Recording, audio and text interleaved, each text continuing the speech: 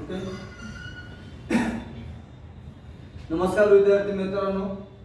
आता बघा काय दिले, एका पिशवीत 12 सोडून सर्व निळे, 21 सोडून सर्व काळे, 20 सोडून सर्व लाल चेंडू, 19 सोडून सर्व हिरवे चेंडू आहेत.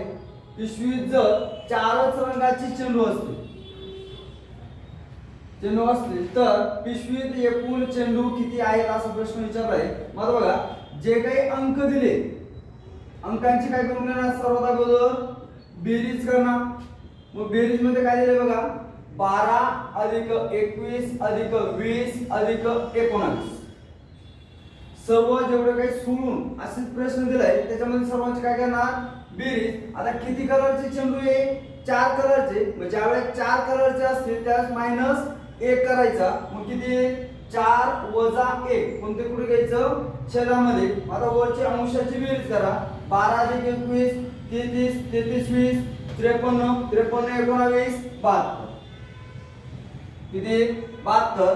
छेदामध्ये 4 वजा 1 3. मग 3 ने 72 ला भाग द्या, 3 1 3 3 2 6 1 उरला 3 4 12. मग पिशवीत काय विचारले तुम्हाला, एकूण चेंडू विचारले. मग एकूण चेंडू किती असतील, 24. Option number 2.